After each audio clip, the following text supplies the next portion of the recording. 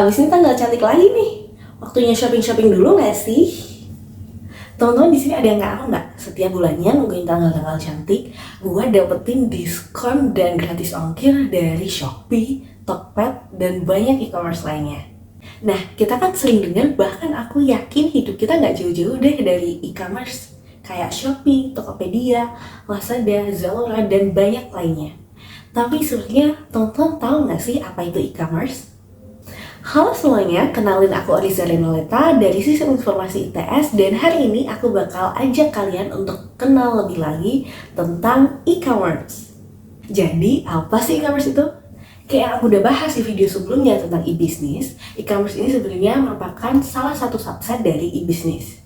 E-commerce sendiri merupakan transaksi jual beli yang berbasis komersial dan menggunakan teknologi internet.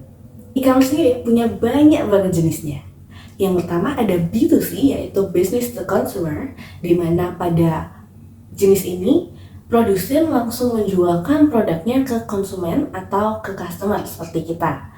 Biasanya produsen menjualnya melalui marketplace atau dia membuat toko online sendiri, bahkan dengan mempromosikan melalui media sosial. Yang kedua ada C2C atau consumer to consumer. Nah, pada e-commerce jenis ini biasanya barang-barang yang beredar adalah barang-barang yang memiliki nilai tinggi atau masih memiliki kualitas tinggi, memiliki keunikan maupun historinya sendiri. Nah, biasanya barang-barang yang beredar ini merupakan second hand atau pernah dipakai, namun biasanya antik atau memiliki value tersendiri sehingga menarik untuk dibeli konsumen lain. Yang ketiga, B2B atau business to business. Biasanya dalam jenis e-commerce ini akan terjadi kerjasama antar perusahaan. Contohnya saja pada suatu toko online bekerja sama dengan suatu perusahaan ekspedisi untuk mendistribusikan barang jualan mereka. Yang keempat ada C2B atau consumer to business, di mana pada e-commerce jenis ini akan dilakukan dengan metode crowdsourcing, di mana suatu perusahaan akan mengikut andilkan peran konsumen untuk sama-sama membangun dan memberi masukan atau feedback pada perusahaan untuk menjadi lebih baik.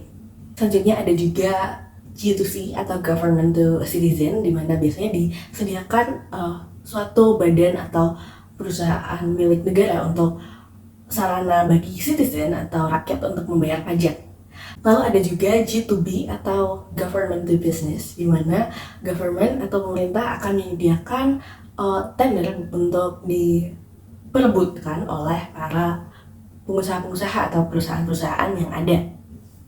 Dan yang terakhir ada government to government. Biasanya e-commerce jenis G2G ini akan melibatkan government dari pihak luar atau luar negeri, biasanya dalam pembuatan visa untuk ke luar negeri. Tentunya terdapat kelebihan dan kekurangan dari pengimplementasian e-commerce. Salah satu kelebihan yang bisa kita rasakan adalah kemudahan secara efektif dan efisien untuk melakukan transaksi jual beli melalui marketplace yang ada pada gadget kita secara online. Namun e-commerce juga tidak luput dari kekurangan terkait dengan rawannya terjadinya kejahatan online atau cybercrime yang dapat membahayakan data pribadi kita. Sekiranya itu yang bisa aku sampaikan tentang e-commerce. Semoga apa yang aku udah sampaikan bisa jadi insight yang lebih buat kalian dan bisa berguna buat kalian. Terima kasih teman-teman yang udah nonton. See you!